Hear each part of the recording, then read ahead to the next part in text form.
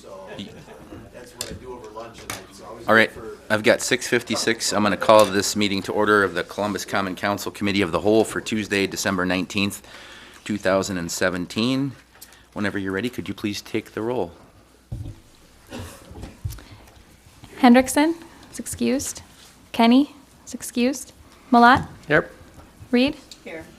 Rule is excused. Tome. Here. Traxler. Here. You have a quorum.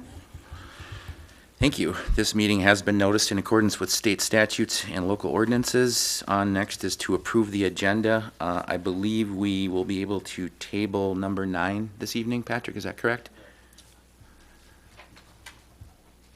Unless there's any other questions, I'll take a motion to approve the agenda then with the deletion of number 9. That'll be tabled to the next meeting. Do we want to move up number 7? Number 7 is number 6 probably usually takes a lot longer. Number 7? The HLPC. Sure. Anybody have any objection to that? Just an idea. Okay, sure. Well, I'll make a motion to approve the agenda tabling number 9 and moving number 7 up ahead of the phosphorus report. All right. Unless there's any objection, say aye. Aye. All right. Agenda is approved. Citizen comments on agenda. We had a couple of people signed up. Let's see. First, I have Stephanie Wolf from 137 East School Street. If you'd like to come up to the podium. The red light's on, so the microphone should be operable. Oh, goody. Just what I want. I don't want to break it. Okay. So as I said, you said that I'm at 137 East School. I'm here tonight because of the fabulous street project that's coming this spring. I'm new to the city, brand new homeowner within the last 3 years. I have an issue with the fact that, one, at this point in time, with this close to start of a project, we have no idea what percentage we're going to be paying, if we're paying, how much that dollar amount's going to even look like for any of us. I've seen project estimates that as far as like the scope of the work, I don't see many trees going back in, which as a tree city, that causes a problem for me, especially seeing James Street stripped of all of her trees. I don't know if we can even hold on to that as a calling card, if you will. I also feel like as a community, we shouldn't be technically having to pay for things that everyone's using. Curb, gutter, aprons, tree boulevards, when all of us have to use them. All of our taxes should be equally spread out over everybody to pay for this, so there shouldn't be a special assessment on anybody on these types of street things. I know from talking to, is he the architect? I'm sorry. Jason, thank you. That our street has not been done in 60 years. So all of our tax dollars that we've been putting in for 60 years have to have gone somewhere. And they should, at least in part, be paying for 99 or more % of that street project. As a community, we should be coming together. We put up a water tower. As a community, we should be paying for our streets as a community, and it should be part of that budget that we are going through every year. That's pretty much all I really have to say about it, other than the fact that I don't get a choice on it. I know it needs to be done. It really does need to be done because of all the drainage issues. But I have to pay for my time to shovel the sidewalks. I have to pay for my time for taking care of the green space. But I shouldn't also be having to pay for the upkeep of something that is not technically mine as well. Thank you. Thank you for your comments. Just so you know, we do have this up for discussion on agenda item number 8 tonight, so. We also had Brenda Hobbs from 151 East School Street signed up. Hi. Hi. Stephanie talked me into talking tonight. I hadn't planned on it. So blame her. Basically, same kind of ditto on that. You know, I know you guys are in a difficult position because the more that we pay, the farther those tax dollars are going to stretch to do more repairs down the road. I get that. I understand that you're in that kind of that position. What do you look at over the community as a large? So I guess I have a few requests. One, timely manner. You know, I don't want to be hit, the project's almost done, to be going, okay, you're on a corner lot, you're going to pay maybe nothing, or $12,000. And those were the ranges that I was given. Now, they said in the past that typically, and they went through the numbers, it'll probably be $6,000. $6,000 is a lot of money. That's more than I spend on my car. Okay? So, I guess, again, they have done very little maintenance on that road for a really long time. And I think it's time for this community to fix what needs to be fixed. And that should come out of our taxes. That's why we pay taxes. And that's kind of it. Okay? All right. Thank you, Brenda.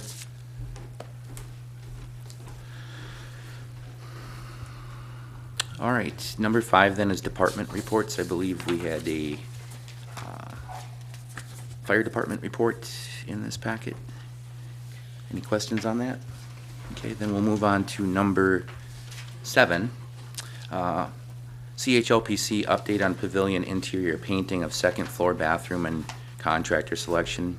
We have Carolyn here from HLPC. Can I just jump in? Oh, sorry. My bad. It's painting of a second floor ballroom, Second not floor. bathroom. So Which, as Patrick said, will take a lot more paint than the Yeah. bathroom. A little bit more. but Carolyn's got good news about that. So I do. I'm here this evening to share the good news that HLPC has gotten donations enough to, and we got our 3 bids. We actually had 5 bids for painting of the second floor ballroom to continue our work on the pavilion. We have chosen a contractor at our last meeting, so we are scheduled to have the ballroom started painting on January 15th. They figured 2.5 weeks they should be done, so it'll look brand spanking new. And we're also getting bids on getting the floor refinished at this time. That'll be our next move. So we're going to have the community support and donations coming in. We're going to keep rolling forward on the pavilion as we have. So I just wanted to share the good news that painting will be next, and then we're going to look at flooring. Our only holdup, of course, is going to be all the rentals and the revenues coming in from that. So that's good news. But thank you for your time. Great. Thank you, Carolyn. I have a Oh, question, Carolyn? Carolyn.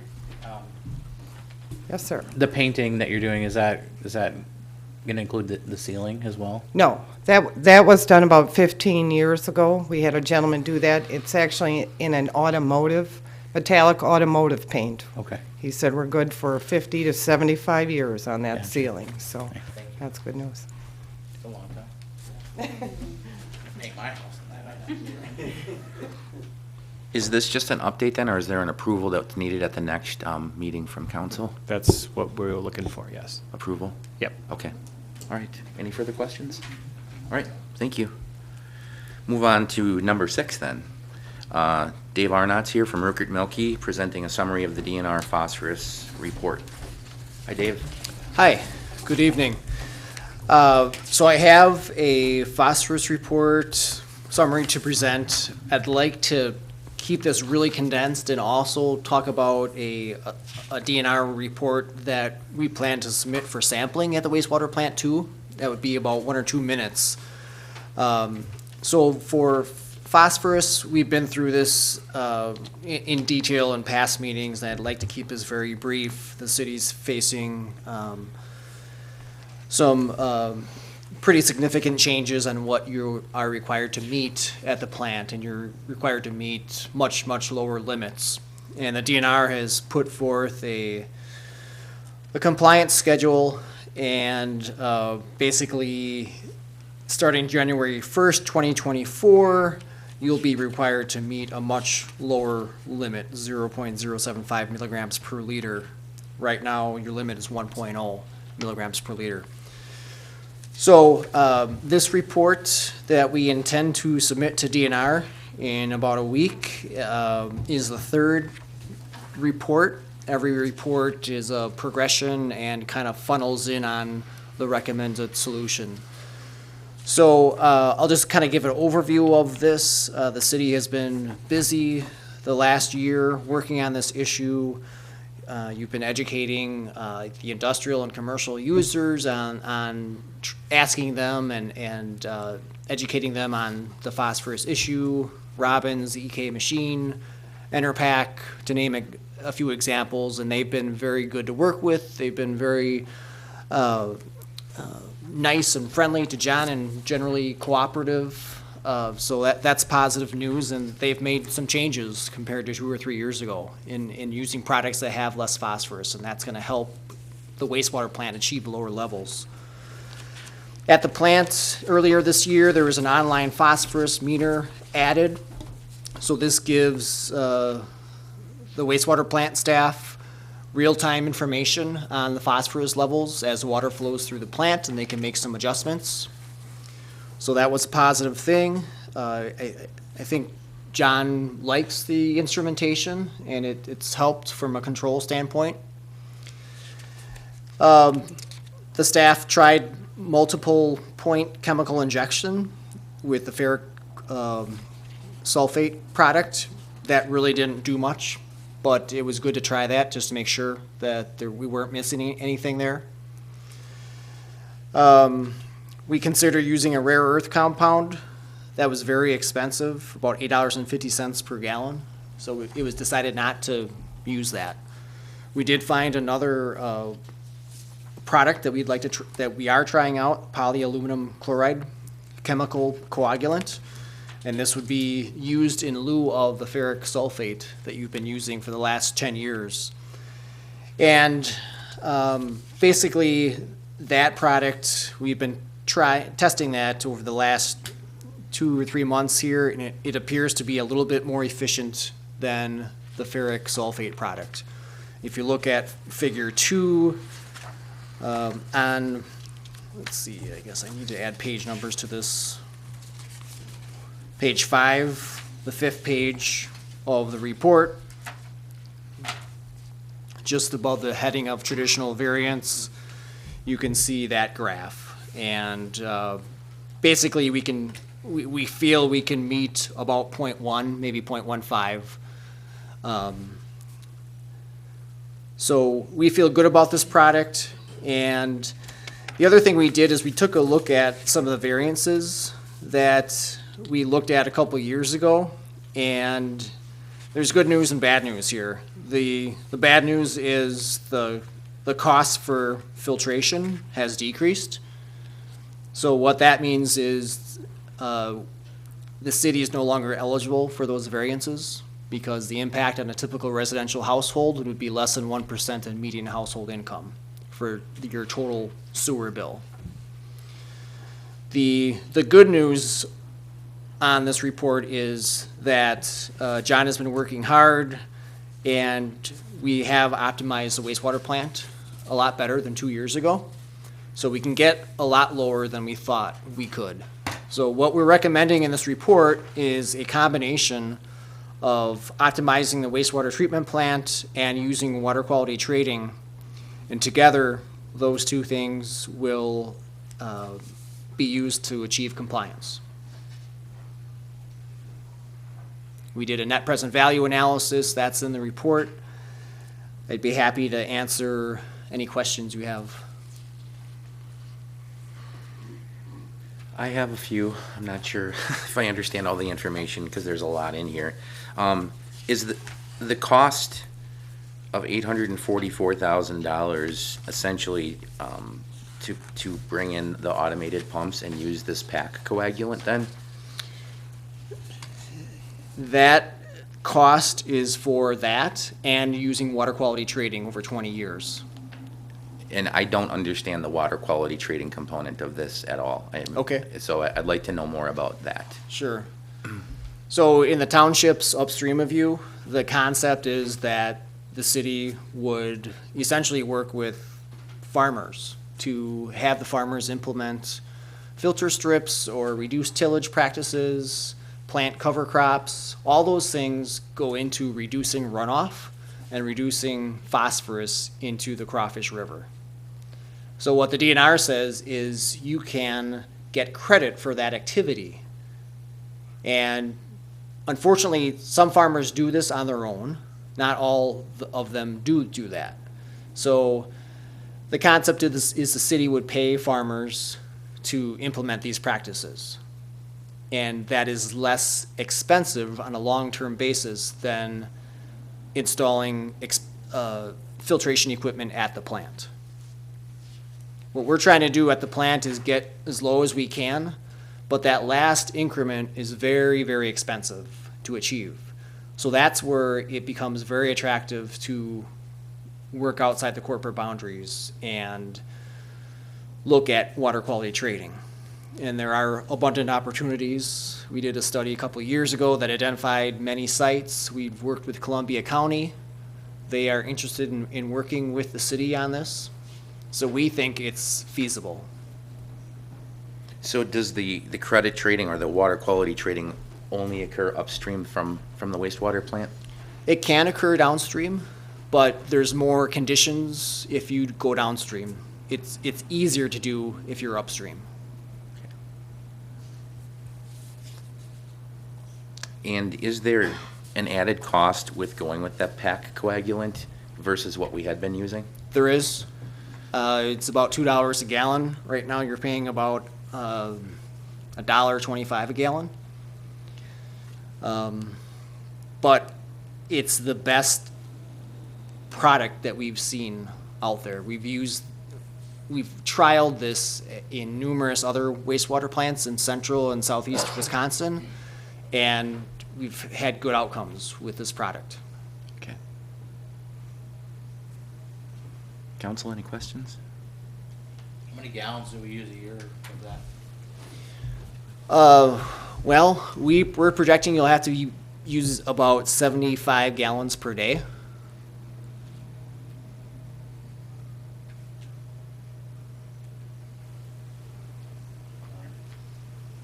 Trina?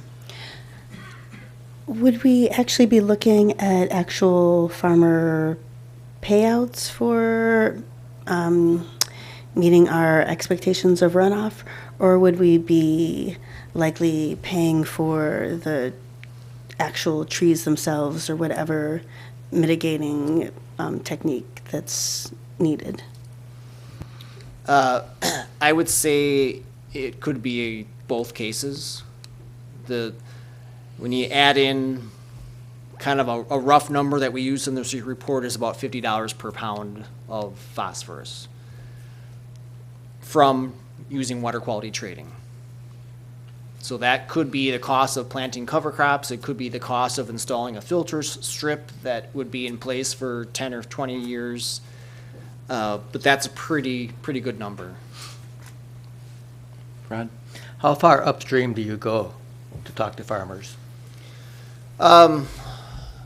We went, there's like a sub-drainage basin that the USGS terms as the Huck 12 area. So we would stay inside that Huck 12 area.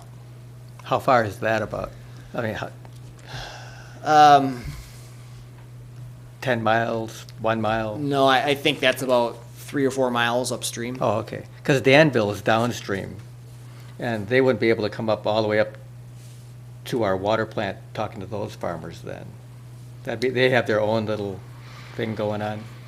Correct, right. Okay. Yeah, we did a detailed study a couple of years ago and came up with many sites. So we wouldn't be recommending this if we didn't think this was feasible. I mean, we think it is.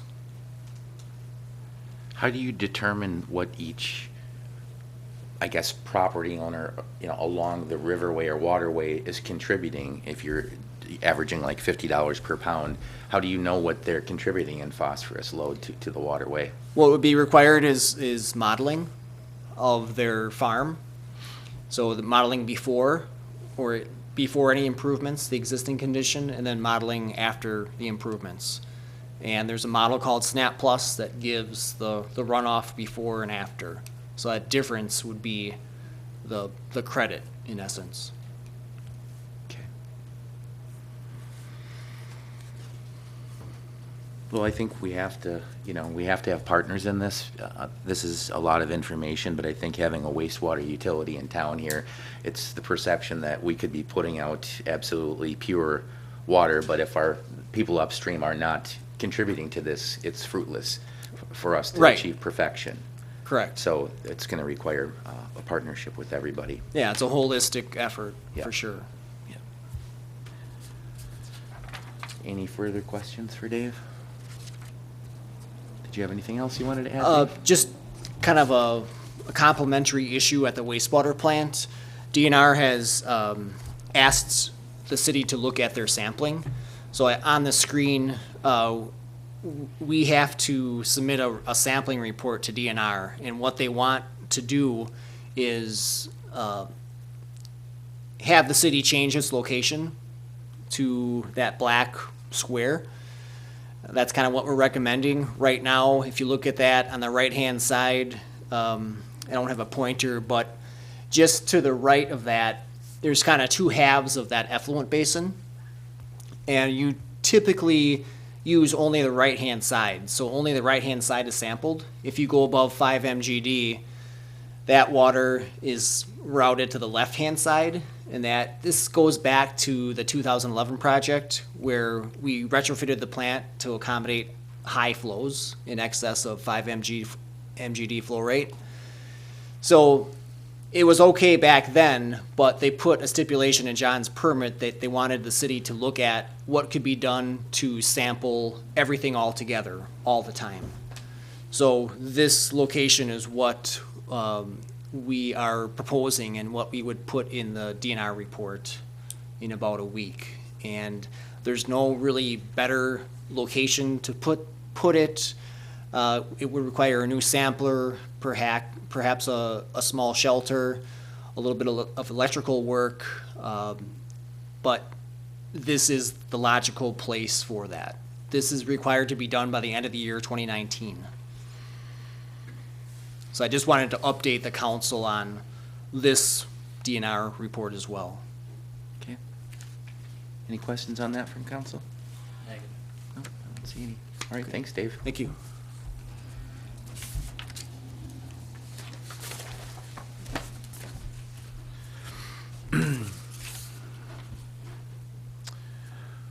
All right, then I believe we are on to number 8 then, which is the discussion of possible special assessments for 2018 city street projects. I don't know that there was anything in our packet other than just a brief memo. I know this has been a question that's come up at the public information meetings for the upcoming street projects for next year. I don't know if anybody has any questions right away. I was under the belief, I guess, when we did the 2016 street projects, that when we adopted that final set after the public hearing, that we were going to continue into the next set of street plans or street projects with those as a starting point. And I don't have that list with me tonight, but I know that that was amended a couple of times from the original list, and then through the public hearing, and then the final report. Mayor, I went back and made some copies of that if there's an interest in having a look at that. I think that would be helpful. Yeah. I think going through that in 2016 and leading up to that, there was an incredible amount of work and discussion that we went through about what the benefit was to abutting property owners, I guess. And so we kind of felt like we wanted to have a starting point for Jason to begin with, instead of going through the entire conversation again And there is a process that we go through for this, which would include a public hearing once again. So all the abutting property owners would have the opportunity to come into that public hearing, and then we could make changes if we saw reason to. So the final report for the 2016 projects, let's see, were listed as curb and gutter is 100% to the abutting property owner by linear foot. The driveway aprons were 100% to the abutting property owner by square foot. Driveway sidewalks were 100% to the abutting property owner by square foot. Sidewalks were 100% to property owner if new, or 50% to the city and 50% to the property owner if they were replaced or there was existing sidewalks there. Sidewalks, handicap ramps at intersections, 100% to the city. Sanitary sewer lateral work on a lateral from the main to the right-of-way as done as part of the project was 100% to the sewer utility. Water lateral work on the lateral from the water main to the water shutoff done as part of the project, 100% to the water utility. To add to that, in this project anyway, anyone with a lead lateral would get 100% of that cost covered by the grant that we currently have through Columbus Water and Light. So that's one thing that would change, but not really for the assessments here. Stormwater, let's see, 100% benefited property owners, including inlet storm sewers by square foot. I believe that was changed or amended. That was changed? Yes, to 85-15, if I remember correctly. 15 to the homeowner, I believe, yes. Yep. Something like that. I can't remember the exact percent, but it was similar to that. But then any individual inlets or laterals would be to the homeowner, 100% to the homeowner. Streets and intersections, 100% to the city. Streets, 100% to the city. Angle parking in the terrace area, which probably wouldn't, I don't think we have any of those areas in this project. Other items identified in assessment report of the city engineer will be addressed at the public hearing. So I guess that's where we left off, and I believe the question that we were asked when we went through this list the first time is, what is the benefit to each individual property owner? I know that you had come up, so I'll speak to you. I also live on South Water Street, so this is going to affect me as a homeowner as well. The curb and gutter, I believe most communities do ask for, either partial payment or full payment on that because it's part of, I guess, storm sewer to capture rainwater and take care of drainage issues. The driveway aprons are clearly something that's going to benefit the property owner. It's their driveway apron.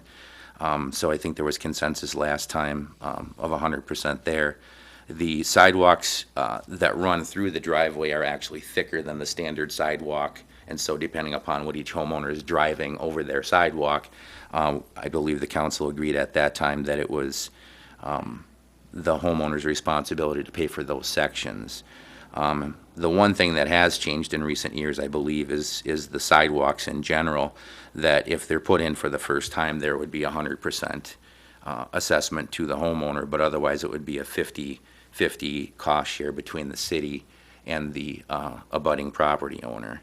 It used to be 100% for all sidewalks before we made that change, from my understanding, or the last projects before that. The sanitary sewer lateral, or the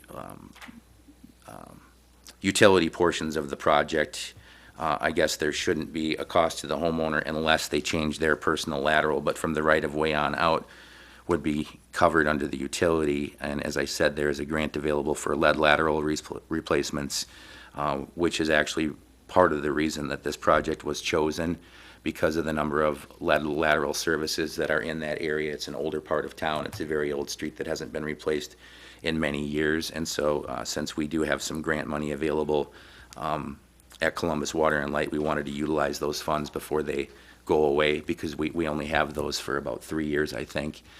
So getting rid of lead laterals is a major part of this project as well. Stormwater, I guess we'd have to confirm, but I believe that is 1585. Streets and intersections would be 100% cost covered by the city. I do know that we could probably debate special assessments, that it would be nice if we could say we're not going to assess anybody for anything. I feel since I've been on the council and as mayor, it's an issue I heard about. I believe that replacing old and aged infrastructure and utilities is something that the city needs to continually do, and having participation from the homeowners contributing to this enables us to try to have more consistency in doing annual projects. I think if we don't do that, we're going to have large gaps in doing city projects without having some participation by the homeowners. But I think we've made some baby steps in the right direction of trying to make it as easy as possible as far as the assessments go.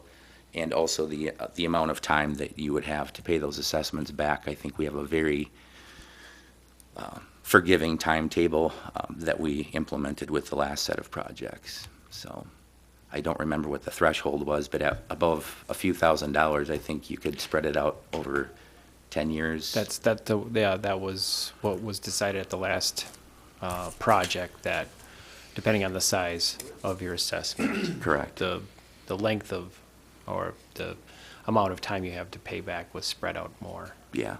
Right. Yeah. Andy? Yeah, I just had a question on this document you gave us.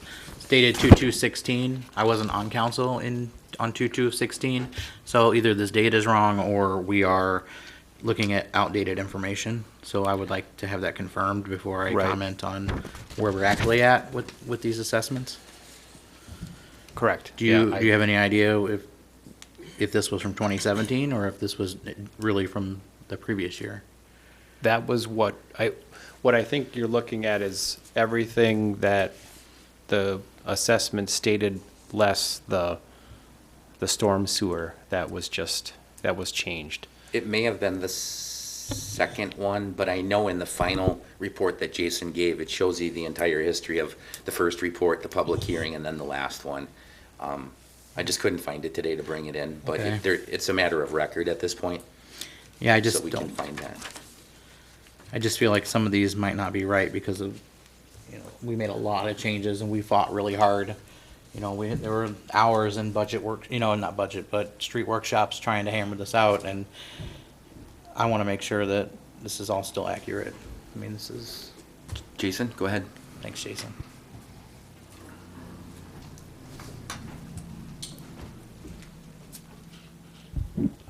Yeah, Andy, I think that one might be a predecessor of the final one because the storm wasn't right on it. The other thing that I recall that we did change is I believe we waived the longest side assessment for storm sewer on a corner lot as well. So there was a change with not just the percentage on the storm sewer, but the corner lots. I don't believe there was any change to sidewalk frontage, though. I think we had kept that for sidewalk on a corner lot. I'd have to check, but you're right, because the date on that would reflect that it was from an earlier report, and that's why I think the storm reference is a little off. So we'll definitely get it out of the final report that was final approved, so. Yeah. And then I just wanted to note on the timeline, just so everybody knows, we've been through 2 public meetings. We had one right after Thanksgiving, or Halloween. We had the Halloween one, and then we had one right after Thanksgiving. We do have another one set for anybody who's paying attention or watching after the first of the year, and we'll be sending out notice on that.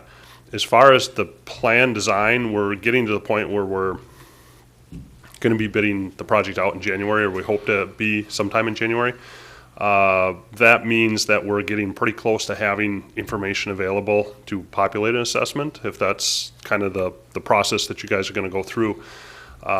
We generally, just as a reminder, in the past have generated these preliminary assessments with estimates, and then when the project is bid, it's trued up with actual bid dollars and final plan quantities or constructed quantities to make sure that homeowners are paying for what it actually costs and what it actually was constructed. So depending on your actions, just on the procedural thing, there's obviously the resolution to authorize me to prepare the report, and then there's a period of time that I need to prepare the report. So depending on if that's the direction you go, there is some timing with where the plans are and do we have preliminary costs or actual bid costs and prices. We've been very fortunate in the past that the bid prices have been lower than estimates that we had put in these reports, which are good for everybody. But I just kind of want to make you aware of the timing on the project as we move forward. So it's, because it does take us a little time to get the formulas and get the report prepared. Then obviously the public hearing comes, so there's a process and a time period there as well. So, I mean, the assessments do take some time to produce and get through the process to get to you guys for final approval. And, you know, the project may not start till spring, but that process will take us some time, so. Okay. So if you were to, it was just kind of go back with me. So when we first got the 2016, you did the preliminary estimates for 2016. We probably had maybe 5 or 6. I don't know the number. We had a lot of meetings trying to figure out and get the numbers where we felt comfortable, you know, as a council. And that number where we started was far less than where we ended.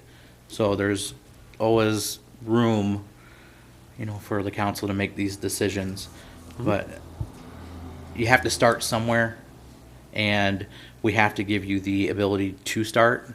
And, you know, I think we should start with that process, and whether that ends up being, you know, a shared or I don't know what the council wants to do, if it's a shared portion, if it's zero, I don't know. But we have to give you the authority to start somewhere. So I will support you to start doing that. And then we'll have to hammer it out over the next few months to go from there. So, but yeah, we definitely started a lot higher and ended a lot lower. And it was very beneficial to a lot of Agreed, and I've been homeowners. doing this for 10 years for you guys now. Probably not 10 special assessments, but I'm guessing I've been in the neighborhood of 6 or 7 now. And where we start and where we end are always different. So it's always a process. Feedback from the public hearing and input from the council and numerous meetings. So it is a process. So whatever you guys would like, obviously, you know, if you authorize the resolution, that I would say we would like to probably get that on the agenda as soon as we can then. Even if we just have some, you know, starting point of where you were last year to give me some direction to start preparing the report. And then at least at that point, we can bring it in as a preliminary and we can have the discussions. Oh, Jason, I was just trying to recall our decision on corner lots. I can't remember if it was just the stormwater or also sidewalks. I remember we had added up the linear feet on both sides and then divided in half. I wish I would have reviewed it. I recalling. apologize. I didn't look at the last report. I know we've talked about that as a starting point, Andy. It's just been a little while now since we've gone through the formulas again because they had changed several times.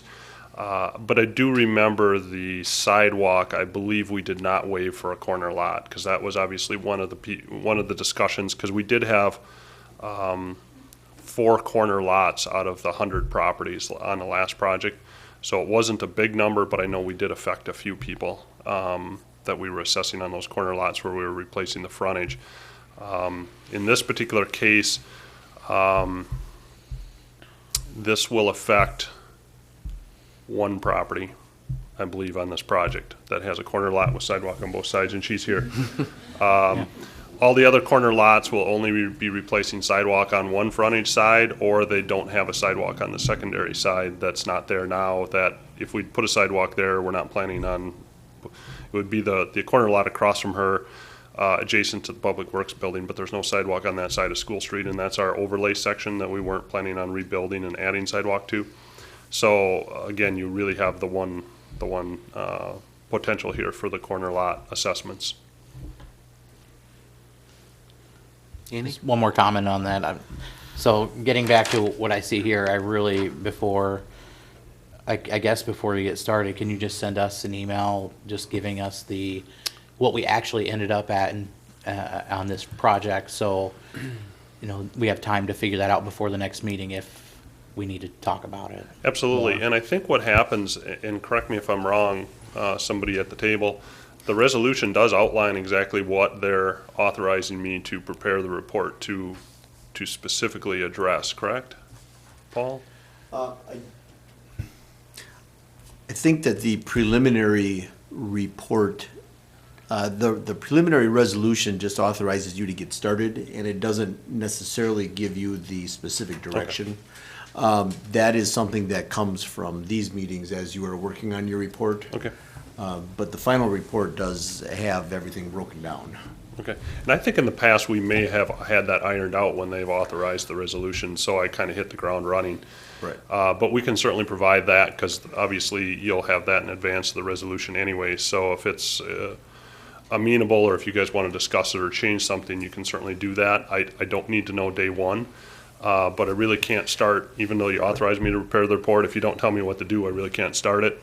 You know, I can start pulling frontages and getting things in, but to start figuring out what's in the report, I need to know that too. So it's kind of a package deal. Anything else? All right, yeah, I think, go ahead, Attorney Johnson. Is the council in a position where the preliminary resolution should be brought forward, either back to the committee of the whole for the next meeting, just so you can see what it looks like and start moving it forward, or go straight to the council for approval so Jason can get going? I feel like we need to start the process as soon as possible, because people, I mean, the question came forward tonight, it's been at public information meetings, we need to have that conversation and stay ahead of the ball. And I think if we get that resolution out there, it's the preliminary report, it's not final, but it gets us down the road. And I think, you know, I know that Matt, half the council's not here tonight, but I think there was consensus that we were gonna start where we landed last time, and we can still have that conversation at the regular meeting. With those two pieces of information, then the preliminary, try that again. The preliminary resolution will be ready for the next meeting, either at the committee of the whole or the council, whichever, probably the committee of the whole would be the official way to do it. And if you're giving Jason direction to at least start from where he stopped at the last project, then now he's got some marching orders as well. Subject to change later on, of course. Yep. Patrick? Yeah, I knew we had to get started the discussion here, and I thought, like what Paul had said, that the preliminary resolution was Jason's marching orders to get started. I don't recall the part where you're specific into what it is you need to do. And as we're talking tonight, it sounds like that would be helpful for Jason. So as I'm sitting here, I'm thinking committee of the whole, resolution, draft resolution, including information on what we finally ended up on 2016 is what we need to do. Yep. Okay. And I don't remember every detail about the last set of projects, but I believe when the preliminary report went out, unless Jason has unit costs for the report to match linear feet or whatever, there's no solid dollar amount in that estimate at that point in the preliminary, so. Yeah, he'd be able to pull out individual properties and what their measurements are and, Yep. and the like, but. Yeah.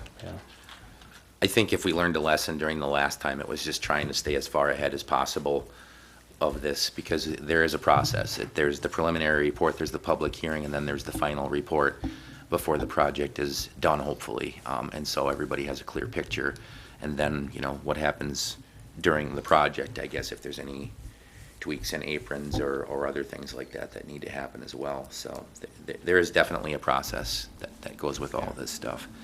I think having it come back to the next committee of the whole is probably good, since half of the council is gone, so we can kind of go over that and make sure everybody's on the same page. So.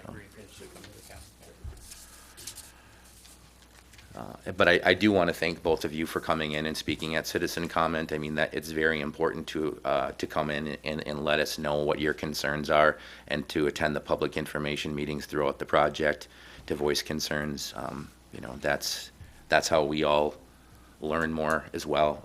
Like I said, I wish that we could just not have special assessments, but I do think we've made some steps, you know, that favor the homeowners along these projects quite a bit in the last few years. And if you wanted to walk up to North Water Street and knock on a couple doors up there and ask them about their projects that were done 6 or 7 years ago, you might be enlightened to what they had to pay on there, including streets and parking and other things, and 100% of stormwater. So I think we're trying to make steps in the right direction, but I appreciate your time in coming in. So, any other questions from council? Okay, then I guess at the next committee of the whole, hopefully we'll have that resolution prepared and we can move along from there. All right, back on track then. Number 9 has been tabled, so we're going to go on to number 10, which is convene to closed session pursuant to, number 8? That's what we were doing. That's what we were just talking about. Number 9. We tabled. That's tabled. You must have the old agenda? Sorry. My bad, sorry. All right. Sorry. On to number 10 then, convene to closed session pursuant to State Statutes 19.85 sub 1 sub C, considering employment, promotion, compensation, or performance evaluation data of any public employee over which the governmental body has jurisdiction or exercises responsibility. Columbus Police Local WPPA number 237 employment agreement. We need a motion and a second to go into closed session. I'll make a motion to go into closed session as read. Second. We have a motion and a second to go into closed session. We will need a roll call to go in. Reed? Aye. Tome? Aye. Traxler? Aye. Malat? Aye. Passes. Thank you. We will be going into closed session. We have another closed session, item number 11, but we will not be taking any action on either of these items tonight. So we will be adjourning after closed session and will not be returning to the air. So thank you. Happy holidays.